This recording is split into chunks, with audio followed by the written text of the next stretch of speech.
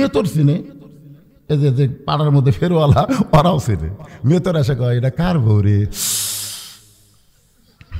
দেনালা কয় এটা কার বউ রে, একটা ফকির কয় এটা কার বউ রে, মানে তাই দেখে তাই একটা করে ঢুকিয়েছি। উই মরিছে 5 কাপড় দিয়ে আর চাদর দিয়ে ঢেকে থোসা। বর্তমানে বাংলাদেশে ইমান অনুযায়ী আমরা আমল করতে পারতেছি? কথা কয় না, পারতেছেন? আপনি মসজিদের সামনে কাতারে নামাজ পড়বেন, নিয়ত আপনার ভালো না খারাপ? খুবই সুন্দর নিয়ত, সামনে কাতারে আপনি নামাজ পড়বেন। বাড়ির থেকে উজু করে আপনি মসজিদে যাচ্ছেন, 100 গজ দূরে মসজিদ, সুবহানাল্লাহ আলহামদুলিল্লাহ, সুবহানাল্লাহ আলহামদুলিল্লাহ, সামনে কাতারে নিয়ত করছেন। কিন্তু রাস্তার মধ্যে 100 গজ জাতি 2টা ব্রয়লার মুরগি, 2টা ব্রয়লার মুরগি বলছেন, 2টা বেপর্দা মেয়ে মানুষ আপনার 2 চোখত পড়িছে। ওরা মরে গেলে 5 কাপড়, ওদের খাটলে আবার চাদর দিয়ে ঢাকতি। ফেরেশতা কয় আল্লাহ এই মেয়াজের এক চাদর দিয়ে ঢাকছে, এই তখন বাইসাইছিল, গোটা পাড়া ঘুরিছে, পাড়ার সব লোক একসঙ্গে। ফেরেশতা কয় আল্লাহ বাইসা থাকতে গোটা পাড়া ঘুরিছে, মরার পরে এইরকম পর্দা খেন। আল্লাহ কয় দেশের নাম বাংলাদেশ রে, ওই দেশের নাম হলো বাংলাদেশ। এরা বাঁচতে পর্দা করে না, মরার পরে করে রে, মরার পরে করে।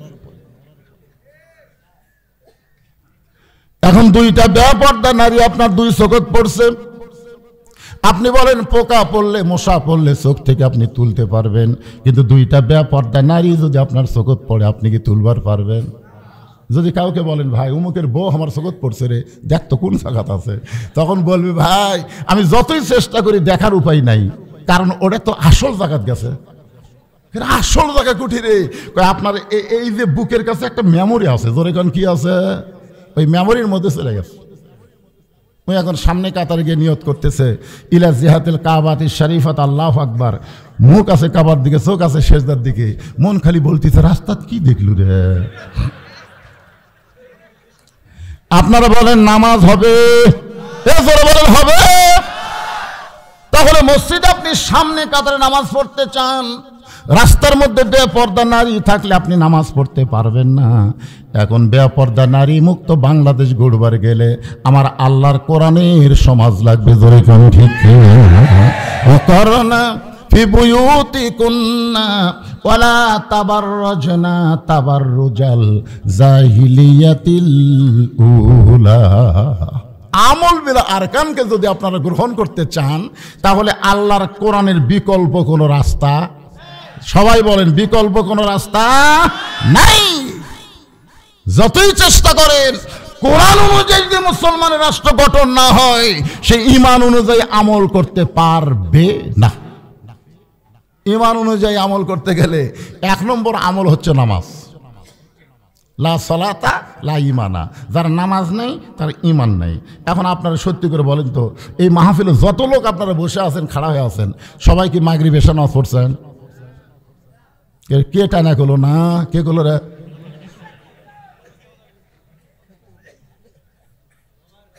আপনারা বলেন তো, যে মাগরিব এশার নামাজ পড়েনি এ কথা বলার মতন সাহস? যারা নামাজ পড়েন আমি তাদের বিবেককে, বিবেক সবচাইতে বড় আদালতের নাম হলো বিবেক। বাংলাদেশে যেগুলো বিচারক আসলো, এই শালাকের বিবেক না থাকার কারণে ভালো মানুষ জেলত গেছে, খারাপ মানুষ জামিন পাচ্ছে। জোরে কোন কথা ঠিক না? প্রত্যেকটা লোক কি বলছে, বিচারকের বিবেক নাই। তার মধ্যে শালা একটা মানকে ওই কলার পাতা শুয়ে থাকতে ধরা পড়ছে, এইরকম দেখেননি? যাই আর এই গলা ধরছে, ওই জানেই না যে বিচারক। ফকির তুই কে রে? আমার নাম হলো শামসুদ্দিন মানিক। ওই সুপ্রিম কোর্টের বিচারপতি রে, আল্লামা সাইদ হুজুরকে সবাই যাবজ্জীবন দিয়েছিল, আর এই শালা মানকে ফাঁসি দিয়েছে। তোর কোন কথা ঠিক কথা বলেন? 50 বছর যিনি কোরআনের হক তাফসীর করে আল্লাহর ওলি খেতাব পেয়েছেন, যিনি বহু বছর আগে বলেছেন এমন একদিন বাংলার জনগণ গাছের গোড়া ঝাঁকি মারবে, তুমি দিল্লির মাল উড়িয়ে পড়বে। জোরে কোন কথা ঠিক কিনা? তার প্রত্যেকটা কথা 100%। আর এই শালা মানকে তাক দিল ফাঁসি।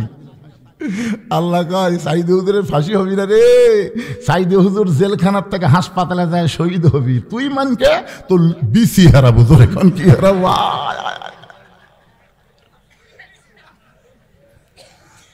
এই জন্য সকলে পড়েন তো ইজ্জমান তাসা, পড়েন কোরআন আয়াত, তো ইজ্জমান তাসা ওয়া তুযিল্লু মান তাসা বিয়াদিকাল খায়র ইন্নাকা আলা কুল্লি শাইইন কাদির।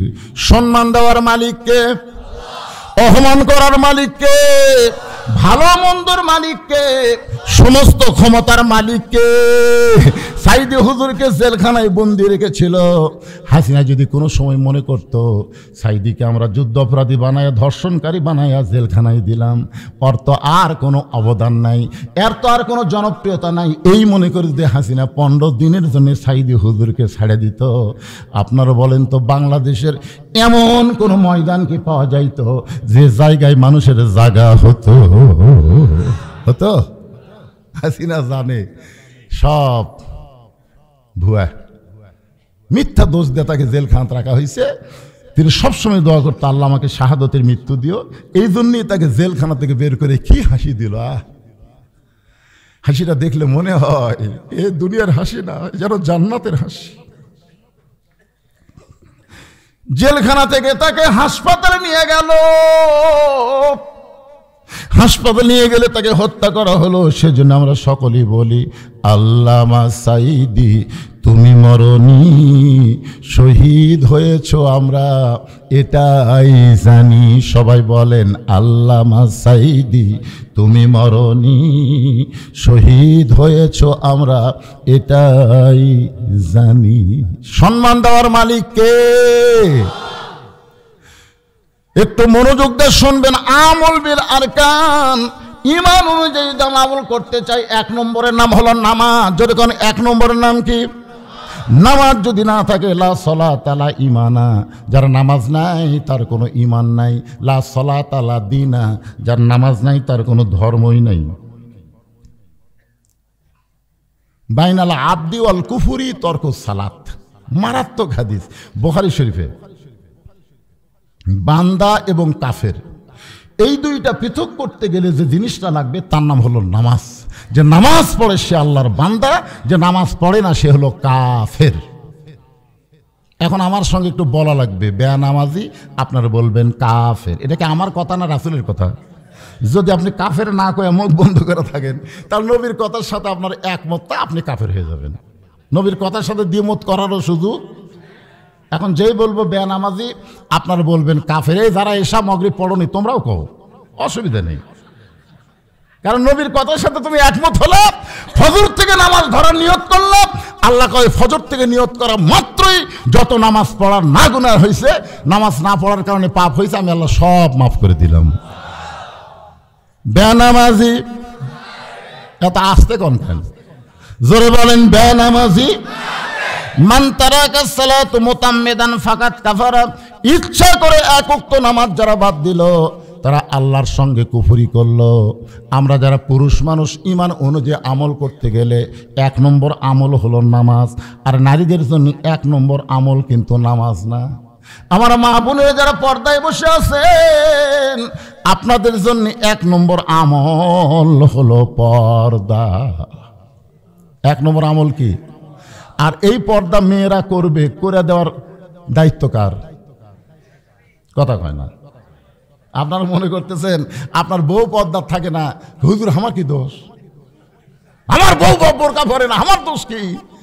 আদম আলাইহিস সালামকে যখন জান্নাত থেকে বাইর করে দিচ্ছে, আদম বলতেছে আল্লাহ আমি তো গন্ধম গাছের কাছেও যাইনি, গন্ধম ফলও খাইনি, হাওয়া যে আমাকে খিলেছে আমি বুঝবারও পারিনি।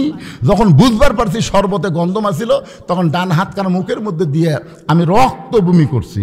এখন বলো আল্লাহ আমার দোষ কোথায়? তুমি কও আল্লাহ। আমি কি গাছের কাছে গেছি? আল্লাহ কয় না। আমি কি ফল খাসি? না। আমি কি জানি যে শরবতে গন্ধম আসিল? কয় না। যখন জানিছি তখন কি আমি ঢুকিছি মারছি? আমি এই হাত ঢুকা দিয়ে বমি করছি, তা আমার দোষটা কোন জায়গায়? আল্লাহ কয় আদম হাওয়া তোমার কে হয়? আদম চিন্তা তুলে গেল, এখন হাওয়া কে হয়? বলতেছে আল্লাহ হাওয়া আমার বউ হয়। আল্লাহকে আদম হাওয়া তোমার কে হয়? আদম বলে আল্লাহ হাওয়া তো আমার বউ হয়। আল্লাহকে আদম হাওয়া তোমার কে হয়? আদমকে আল্লাহ একই পেশার বারবার পড়ো কেন? আমার বউ হয়। আল্লাহকে আদম পরপর 3 বার বললাম হাওয়া তোমার কে হয়, প্রত্যেকবারই বললাম আমার বউ হয়। তো তোমার বউ কুটি যাবি, কি করবি? তুমি স্বামী হিসেবে খেয়াল করবে না? তুমি কেমন স্বামী? তোমার বউ গন্ধমের কাছে গেল, তখন তুমি কোথায় ছিলে? আমি তো খেয়াল করবি না কেন? তোর বউ স্টার জলসা দেখে, জি বাংলা দেখে, তুই খেয়াল করবি না? তোর বউ উত্তর পাড়া দক্ষিণ পাড়া ঘুরে বেড়ায়, তুই কেমন স্বামী খেয়াল করবি না? এই যে খেয়াল না করার কারণে দুইজনক বান্ধে আল্লাহ দুনিয়াত পেটালো। আপনি কি করতেছেন? আপনার বউগুলা কি অবস্থাতে আছে আপনার খেয়াল করার দরকার আছে না নাই? জোরে কেন আছে না নাই? আমার মা বোনেরা যারা পর্দার অন্তর আছেন শোনেন, মেয়েদের 1 নম্বর আমলের নাম হলো পর্দা। পর্দা যদি না থাকে মা, আপনাদের একটা ইবাদত আল্লাহর দরবারে কবুল হবে না। নবী আমার ফাতেমার ঘরের মধ্যে গিয়ে মুচকি মুচকি হাসতেছে। ফাতেমা বলে বাবা কি জন্য হাসতেছেন? রাসূল বলে ফাতেমা শুধুমাত্র পর্দা মানার কারণে আল্লাহ তোমাকে বিশাল একটা ডিগ্রি দিয়েছে। ফাতেমা বলে বাবা কি ডিগ্রি আল্লাহ দিয়েছে? রাসূল বললেন সাইয়্যিদাতুন নিসাই আহলিল জান্নাহ ফাতেমাতুজ জোহরা। শুধু এই পর্দার আমল করার কারণে আল্লাহ তোমাকে জান্নাতি নারীদের নেত্রী বানাইছে। কি খুশি না বেজার? ফাতেমা জান্নাতি নারীদের নেত্রী নামাজ পড়ার কারণে, কথা কয় না, নামাজের কারণে, রোজার কারণে, শুধুমাত্র পর্দার কারণে। আজ থেকে 1400 বছর আগে রাসূল বলেছেন মা তারাকতু বাদি আলা উম্মতি ফিতনাতুন আদারুল রাসূল মিনান নিসা, রাওয়াহুল বুখারী কিতাবুল ফিতান। আল্লাহ রাসূল বলেছেন আমার পরে আমার উম্মতের জন্য সবচেয়ে বড় বিপদ হলো মরদ মানুষের জন্য নারী নেত্রী হওয়া। 1400 বছর আগে নবী বলছে, আর আমরা কি বিপদে পড়ছিলাম? এরশাদ চাচার পরে মনে হয় বাংলাদেশ আর কোনো মরদই নাই। কি 90 স্বৈরাচার মুক্ত করলেন, মেয়ের হাতে ক্ষমতা দিলেন, কি হলো? বিপদে বললেন। এরশাদ সরকার ক্ষমতা স্বৈরাচার হলো কোনো বিপদ নাই। রাসূল কোনো বিপদের কথা বলে নাই। রাসূল বলেছেন হালাকাতে রাসূল হিনা আতাতিন নিসা, পুরুষ জাতি তখনই ধ্বংস হবে যখন তারা নারীদের আনুগত্য করবে। আপনারা ঠিক কর না কেন? বুখারী শরীফের হাদিস বলতেছি, তাও ঠিক না।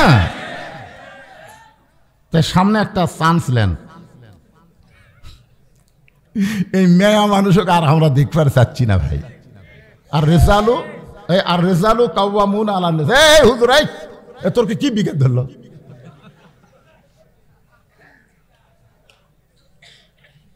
না, কথাগুলো কি আমি কোরআন হাদিসের বাইরে বলতেছি? এই 2টা হাদিস বললাম, একটা বুখারী শরীফ, একটা মুত্তাফাকুন আলাইহি বুখারী মুসলিম শরীফের হাদিস। আর কোরআনে আল্লাহ বলতেছে আর রেজালু কাওয়ামুনা আলা নিসা, পুরুষরা নারীদের উপরে থাকবে। আমাকে কতগুলো মেয়ে মানুষ মিছিল করে নারী পুরুষের সমান অধিকার দিতে হবে, দিতে হবে। আমরা কতগুলো মরদ পিছন থেকে কই দিতে হবে, দিতে হবে। মেঘ দিতে সামনে, মরদ আছে পিছনে। আপনারা বলেন নারী পুরুষ যদি সমান অধিকার পায়, আল্লাহর কোরআনের অমাননা হবে না? এটা বুঝাইতে গিয়ে আমি বলছি পদ্মার চরে জ্বালানি বানাইছে চাটাইয়ের ঘর। হঠাৎ একদিন উঠছে ঝড়, দরজা বন্ধ করা ইন্নালিল্লাহ পড়তেছে আর দোয়া ইনুস পড়তেছে। দোয়া ইনুস হাসিনাকে একজন কইছে বিপদে পড়ছেন, কি দোয়া পড়তেছে? হাসিনা বললে পড়বার গেলে খালি নাম মুখত আসে, এই জন্য এই দোয়া বাদ দিয়েছি, তোর বিপদ জীবনে যাবি না। লা ইলাহা ইল্লা আনতা সুবহানাকা ইন্নী কুনতু মিনাজ জালিমিন। জোরে কোন ঠিক কি না? স্বামী স্ত্রী দুইজন দোয়া ইনুস পড়তেছে, 1 ঘন্টা হয় ঝড় থামে না। স্বামী বলতেছে বিবি রে আমার যে পেশাব লাগলো, আমি এখন কি করব? বউ বলতেছে দরজা খোলা যাবে না, ধুলাবেলি এসে সব মেখে যাবে। স্বামী বলতেছে তাহলে ঘরের কোনাত করি। এত বড় মানুষ ঘরের কোনাত করলে ঘর থাকা যাবে? স্বামী বলতেছে কখন ঝড় থাকবে, আমার যে পেশাব লাগছে কি করব? বউ বলতেছে একটা কাম করেন, এতই জোরে যখন লাগছে আপনি আমার কান্দর চড়েন, কান্দর চড়ে ওই চাটায় আপনার যন্ত্র মোতাবেক গোল করেন, করে ওই দিক দিয়ে আউট করেন। কি করবেন এখন? এখন বউয়ের কান্দর চড়ে স্বামী ছিদ্র করে ওই দিক দিয়ে যন্ত্র বার করে পেশাব করছে, 1-8 ঘন্টা হয়, ঝড় থামে না। বউ বলতেছে আমারও তো লাগছে গো। স্বামী বলতেছে ছিদ্র তো করাই আছে, খালি কান্দর চড়বে মারবে। এবার স্বামীর কান্দে চড়ে পেশাব করে, একটা পেশাবও বাহিরে পড়ে না, সব বুকের মধ্যে পড়ে। স্বামী চিল্লা বলে পেশাব করি কোথায়, পড়ে কোথায়? বউ বলে মরার স্বামী জানো না, সব জায়গায় সমান অধিকার চলে না। ধরে গান কথা ঠিক কিনা? মরদ গুলে সজাগ হন, সামনে আসছে শুভ দিন, চিন্তা ভাবনা করে নিন, ঠিক কিনা বলেন? কথা বলেন। যেই দলে মেয়ে মানুষ থাকবে ওই দলের আমরা, জোরে বলেন আমরা। এখন কে বেজার হলো? আমার আল্লাহ খুশি করবার যা কেউ যদি বেজার হয় আমাকে অসুবিধা আছে? আমি 2টা হাদিস বলছি আর কোরআন থেকে আয়াত বললাম। আমল বিল আরকানের উপর কথা বলতেছি। পুরুষের জন্য 1 নম্বর হলো নামাজ, নারীদের জন্য হলো পর্দা। সেইটা বুঝাইতে গিয়া নবী বলতেছেন ফাতেমা, আল্লাহ তোমার আগে একজন মেয়েকে জান্নাত দিবে। ফাতেমা বলতেছে বাবা, সে মেয়েটা এমন কি আমল করলো যে আমল করার কারণে আমার আগে আল্লাহ তাকে জান্নাত দিবে? মেয়েটার নামটা কি, বাড়ি কোন জায়গায়? রাসূল বললেন ফাতেমা, ওই যে একটা পাহাড় দেখতেছো, ওই পাহাড়ের সামনে ছোট্ট একটা জঙ্গল দেখা যায়, জঙ্গলের পাশে ছোট্ট একটা বাড়ি, ওই বাড়িটা হলো একটা কাঠুরিয়ার বাড়ি। ওই কাঠুরের বিবি জামিলাকে আল্লাহ তোমার আগে জান্নাত দেবে। আপনার তো সুবহানাল্লাহ ভালোই খুলেন। ফাতেমা বলতেছে একটা কাঠুরের বউ, সাধারণ একটা কাঠুরার বউ, আমি ফাতেমার আগে জান্নাতে যাবে এমন কি আমল করেছে? রাসূল বলে ফাতেমা, কি আমল করে তোমার আগে জান্নাতে যাবে যদি জানতে চাও তাহলে তদন্ত করে জেনে নাও। পরদিন আসরের নামাজের পরে চুপি চুপি ফাতেমা ওই জামিলার ঘরের দরজায়, জামিলা আমি নবীর মেয়ে ফাতেমা তোমার ঘরে একটু ঢুকবার চাই। জামিলার দরজায় ছোট বাচ্চার মতন কাঁদতেছে। ফাতেমা বলে জামিলা কান্দার কারণ? জামিলা বলতেছে আমার সারা জীবনের সাধনা, আমি নবীর মেয়ে ফাতেমাকে এক নজর দেখবার চাই। ফাতেমা বলতেছে পাগলি নাকি, দরজা খুললি তো আমার সঙ্গে তোমার দেখা হবে। জামিলা বলতেছে দরজা খুলতে বড় ভয় পাচ্ছি, কারণ স্বামী আমার বাড়িতে নাই, আর স্বামীর হুকুম ছাড়া ফাতেমার জন্য দরজা খুলতেও আমি ভয় পাই। ফাতেমা কয় আল্লাহ রে, একটা মেয়ে মানুষ আর একটা মেয়ের জন্য দরজা খুলবি, এটিও স্বামীর হুকুম লাগবি? ফাতেমার আকর্ষণ বেড়ে গেছে। ও বাবা, যাই স্বামীর হুকুম ছাড়া দরজা খোলে না, তার বাড়ির মধ্যে ঢুকতেই হবে কোন আমলের কারণে আমার আগে জান্নাতে যাবে। জামিলা বলতেছে গো নবীর মেয়ে ফাতেমা, আজকের মতো আপনি ফেরত যান, আগামীকাল আপনি এই সময় আসবেন, আসা মাত্র আমি দরজা খুলে দেব, কারণ স্বামী আমার রাত্রে বাড়িতে আসলে স্বামীর কাছ থেকে হুকুম নিয়ে রাখবো। ফাতেমা বললেন অবশ্যই আগামীকাল আসবো ইনশাআল্লাহ। আপনারা বলেন তা আকর্ষণ বাড়ছে না কমছে? ভিতরে না ঢুকলে তো বোঝা যাবে না কোন আমলের কারণে আল্লাহ আমার আগে তাকে জান্নাত দিবে। পরের দিন আসরের নামাজের পরে ফাতেমা চুপি চুপি যখন জামিলার বাড়ির দিকে রওনা দেয়, এমন সময় ছোট্ট ছেলে হোসাইন মায়ের সামনে দাঁড়ায় বলে মা, আপনি গতকাল বিকালবেলা কোথায় গেছিলেন মা? এত খোঁজাখুঁজির পরে আমি পাইলাম না, আজকে আবার চোরের মতন কোথায় যান? আমি হোসাইন আপনার সঙ্গে যাবার চাই। যেদি সন্তানকে হোসাইন সঙ্গে করে ফাতেমা যখন জামিলার বাড়ির দরজায়, হোসেন বলতেছে মা, এই ভাঙ্গা বাড়ির দরজায় গতকাল কেন আইছিলেন, আবার আজকেও কেন আইছেন মা? এই বাড়িতে এমন কি আছে যার জন্য আমার মা এই বাড়ির দরজায়? এমন সময় ফাতেমা বলতেছে জামিলা, তুমি কি এখন দরজা খুলে দিবে? জামিলা বলতেছে 1 ঘন্টা হলে দরজার দাঁড়িয়ে আছি, আপনি আসা মাত্রই দরজা খুলে দিব। ফাতেমা বলতেছে তাহলে কেন দেরি করতেছো? জামিলা বলে ছোট্ট একটা বাচ্চা আপনাকে মা মা বলে ডাকতেছে, ওই বাচ্চাকে নিয়ে যদি আপনি ঢুকতে চান তাহলে আজকের মতো আপনি ফেরত যান, কারণ আমার স্বামী শুধু আপনার ব্যাপারে হুকুম দিয়েছে। আপনি একটা সন্তান নিয়ে আসবেন, সেই ব্যাপারে তো স্বামীর হুকুম নেওয়া হয় নাই। সঙ্গে সঙ্গে হোসেন বলে, মা আমি তোমার সঙ্গে থাকার কারণে যে মেয়েটা ঘরের দরজা খোলে না, এই খারাপ মেয়ের কাছে তুমি কেন আইছো মা? এই খারাপ মেয়ের কাছে তুমি কেন আইছো? সঙ্গে সঙ্গে ফাতেমা হোসেনকে বুকের মধ্যে নিয়ে মুখে একটা চুমা দিয়ে বলে, বাবা তুমি তাকে খারাপ মেয়ে বলতেছো, তোমার নানা বলেছে ওই মেয়েটা তোমার মায়ের আগে জান্নাতে যাবে। তুমি যারে খারাপ বলতেছো, তোমার নানা কি কয়? তোমার নানা কয় ওই মেয়েটা তোমার মায়ের আগে জান্নাতে যাবে। সঙ্গে সঙ্গে হোসেন বলে, মা তাহলে অযথা এই দরজাত ঘুরে কোনো লাভ নাই, আসল জায়গায় যাওয়া লাগবে। ফাতেমা বলতেছে, হোসাইন আসল জায়গা কোনটা? হোসেন বলতেছে, আসল জায়গা না চিনলে কোনদিন তুমি আল্লাহর আমল করতে পারবে না। সনলাগন আমল বিল আরকান, আমল বিল আরকান এটা জানবার গেলে আসল চেনা লাগবে। আসল কি? মনে বড় আশা ছিল আমি যাব মদিনায়। আব্দুল আলিমের গান বন্ধ করে দিছিল জানেন? আব্দুল আলিম মনে বড় আশা ছিল যাব মদিনায়, এই গানটা বাদ দিয়ে তুমি গান গাও। মনে বড় আশা ছিল যাব মক্কা মদিনায়। তুমি মক্কা বাদ দিয়ে খালি মদিনায় যাবার চাও। মক্কায় 1 রাকাত নামাজ পড়লে 1 লক্ষ রাকাত নামাজের সওয়াব, আর মদিনাতে 1 রাকাত পড়লে 50,000 সওয়াব। তুই মক্কা বাদ দিয়ে খালি মদিনার কথা কও। সঙ্গে সঙ্গে আব্দুল আলিম বললেন, কুল ইন কুনতুম তুহিব্বুনাল্লাহ ফাত্তাবিউনি ইউহিব্বুকুমুল্লাহ। রে দুনিয়ার আলেমরা শোনো, ওই মদিনার মানুষটাকে যদি কলিজার মধ্যে জায়গা দিবার পারো, মদিনার মানুষটার সুন্নত আদর্শ যদি মেনে নাও, তাহলে শুধু মক্কা নয়, মক্কার মালিক পর্যন্ত তোমার হয়ে যাবে। এখন বলেন আসল জায়গা মক্কা না মদিনা? কথা কয় না। এটা শোনার পরেও আপনাকে মনত মক্কা মক্কা হয়? রাসূল আছে যেখানে, ইসলাম গেছে সেখানে। জোরে কোন কথা ঠিক কিনা? হিজরত করে নবী মদিনাত গেছে, ইসলাম মদিনায় আছে। হতে মক্কার পরে, মক্কা বিজয়ের পরে নবী কাবার ঘরে দরজা খুলে দেখে 360টা মূর্তি কাবার ভিতরে। ওমর ফারুক বলেন, ইয়া রাসূলুল্লাহ কাবা ঘরের মধ্যে মূর্তি। আল্লাহ রাসূল বলেন, ওমর আমরা যেখানে ইসলাম সেখানে, আমরা যেখানে না ইসলাম সেখানে থাকবে না। কাবার কোনো ক্ষমতা আছে? বার করে মূর্তি, সব মূর্তি বার করে ভাঙ্গা চুরমার করা হলো। আমাদের নবী মূর্তি ভাঙ্গার, আমরা তার উম্মত হয়ে মূর্তি আদর করার না, আমরাও ভাঙ্গার। জোরে কোন কথা ঠিক কিনা? তাই বলে আমরা হিন্দুকে মূর্তি ভাঙবো না। 12,000 টাকা দিয়ে মা তার সন্তানকে বেচা খাইছে টাকাঙ্গে অভাবের কারণে, আর তুমি বাংলাদেশের 400 কোটি টাকা দিয়ে হাজার হাজার মূর্তি বানাইছো। এই মূর্তি বাংলার মুসলমান রাখবে না। জোরে কোন কথা ঠিক কিনা?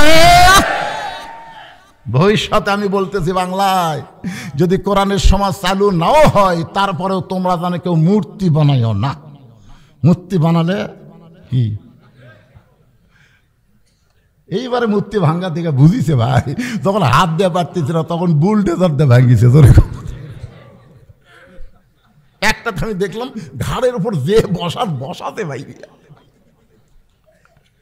আর গলার দড়ি হাতের দড়ি দিয়ে টানতেছে। কি হাসি না তোর চোখত পড়িনি কে রে? এটা মুসলমানের দেশ। সুবহানাল্লাহ বলেন। আমল বিল আরকান, ঈমান অনুযায়ী আমল করতে গেলে কেমন আমল করা লাগবে? আমার মা বোনেরা যারা পর্দায় আছেন একটু মনোযোগ দিয়ে শুনবেন। হোসাইন মায়ের হাত ধরে টেনে নিয়েছে নানার কাছে। ফাতেমা বলতেছে, বাবা আমার কোনো দোষ নেই, আমার কোনো দোষ নাই। আমি প্রথম দিন গেছি, স্বামীর হুকুম পাইনি দেখে দরজা খোলেনি। আজকে দ্বিতীয় দিন গেছি বাবা, হোসাইন থাকার কারণে দরজা খোলেনি। কোন আমলের কারণে আমার আগে জান্নাতে যাবে? দরকার হলে আমি 10 বার যাবো। কয়বার? আমাকে জানাই লাগবে কোন আমলের কারণে। কিন্তু এই হোসাইন আমার কাম সারছে। এ আমার হাত ধরে আপনার কাছে নিয়ে আইছে, এখানে কিন্তু আমার কোনো দোষ নাই। সঙ্গে সঙ্গে হোসাইন মায়ের হাত ছাইড়া দিয়ে নবীর হাত চাইপা ধরে বলতেছে, না না, শিশুকালে মা হারাইছো, মায়ের দরদ পাও নাই, আর তুমি কি বলতে পারো না না তোমার মা আর আমার মা এই দুইজনের মধ্যে কার মা আল্লাহর কাছে বড়? তুমি কি বলতে পারো না না? 6 বছর বয়সে তুমি মা হারাইছো, ঠিক মতো মায়ের আদরও পাওনি। আর আমার মাকে তুমি পাঠাইছো একটা কাঠুরের বউ জামিলার ঘরের দরজায়। ও না না, কোন আমলের কারণে কাঠুরের বউ আমার মায়ের আগে জান্নাতে যাবে এটা না বলা পর্যন্ত আমি তোমার হাত ছাড়ব। এই বলে এমন ভাবে হাত ধরছে। আল্লাহ নবী তখন ডাক দিচ্ছে, আলী রে, কে আলী? হয়তো আলীও চুম করছে, কে রে আমাকে এভাবে নবী ডাকতেছে কেন? ঘরের মধ্যে দিয়ে যায়, বলা আসসালামু আলাইকুম ইয়া রাসূলুল্লাহ। রাসূল বললেন, রাসূল বাত, নবী বাত, আমি নানা, এটা আমার লাতি, তুই আমার জামাই, ওটা আমার মেয়ে। ঘরের মধ্যে কিসের নবী রে? সুবহানাল্লাহ। নবী তখন দরজা জানালা বন্ধ করছে, মা আয়েশা থরথর করে কাঁপতেছে। রাসূল বলে, আয়েশা কাঁপো কেন? বলে, আপনার জুতার পরশে আল্লাহর আরশ ধন্য হয়ে গেছে হুজুর, আপনার ঘরে আমাকে ভয় লাগতেছে। আল্লাহ রাসূল বলে, আয়েশা যতক্ষণ দরজা জানলা বন্ধ ছিল ততক্ষণ আমি নবী ছিলাম, এখন দরজা জানলা বন্ধ করছি আমি নবী? আয়েশা বলে, হুজুর আপনি কি? বলে, আমি স্বামী, তুমি আমার বউ, তাড়াতাড়ি আসো। বুকের মধ্যে একটা চাপা মারি। সুবহানাল্লাহ। মা আয়েশাকে বুকের মধ্যে নিয়ে তখন রাসূল চাপা মারছে। আল্লাহ কয়, জিবরাইল, নবী নয় স্বামী তার বউকে আদর করা দেখে আমি আল্লাহর আরশ পর্যন্ত আনন্দিত হয়ে গেছে। ধরে কান সুবহানাল্লাহ। আলী কোন আমলের কারণে কাঠুরের বউ ফাতেমার আগে জান্নাতে যাবে সেটা একটু তুই বলে দে। আনা মাদিনাতুল ইলমি ওয়া আলিও বাবুহা, আমি হচ্ছে ইলমের শহর, আলী হচ্ছে তার দরওয়াজা। আলী বলতে যে, হুজুর আপনি কিন্তু নিষেধ করছিলেন, হুজুর আপনি কিন্তু নিষেধ করছিলেন। আল্লাহ নবী বললেন, তোর বেটা যেইভাবে আমার হাত চাইপা ধরছে আজকে বলার হুকুম দিয়ে দিলাম। ফাতেমা উঠে গিয়া স্বামীর কাছে বলতে, স্বামী গো, আমার আগে কাঠুরের বউ জামিলা জান্নাতে যাবে, এটা যদি আপনি জানেন তাহলে আমাকে কেন বলেন নাই? আলী বলতেছে, আপনার বাবা আল্লাহর নবী আমাকে নিষেধ করেছিল, আজকে যখন বলার হুকুম দিল তাহলে শোনো। ও ফাতেমা, কোন আমলের কারণে ওই কাঠুরের বউ তোমার আগে জান্নাতে যাবে এইটা যদি তুমি শুনবার চাও তাহলে তোমাকে ধৈর্য ধরে শোনা লাগবে। কারণ এক মেয়ের কাছে আর এক মেয়ের তারিফ করলে মেয়ে মানুষের ধৈর্য বাড়ে না কমে? কথা কয় না? কোনোদিন করেননি? আমি তো কোনো মেয়ে মানুষের করিনি, আমি বেহেশতের হুরের করছি। আর বউকে বলতেছি, বেহেশতের হুরের চোখ হবে এইরকম, নাক এরকম হবে। কারণ চোখত থেকে নাকত গেছি দেখে আমার বউ বালুস লিছে। কি কও? অন্য ঘর যাই, অন্য ঘর যাই। হুরের তারিফ করতেছি, বউ কয় অন্য ঘর যাই, হুর লিয়ে থাকেন, আমার কি দরকার? আমি সেই দিন কান ধরে তওবা করছি, আল্লাহ রে, এই মেয়ে মানুষের কাছে অন্য কারো তারিফ করা যাবে না। জোরে কোন কথা ঠিক কিনা?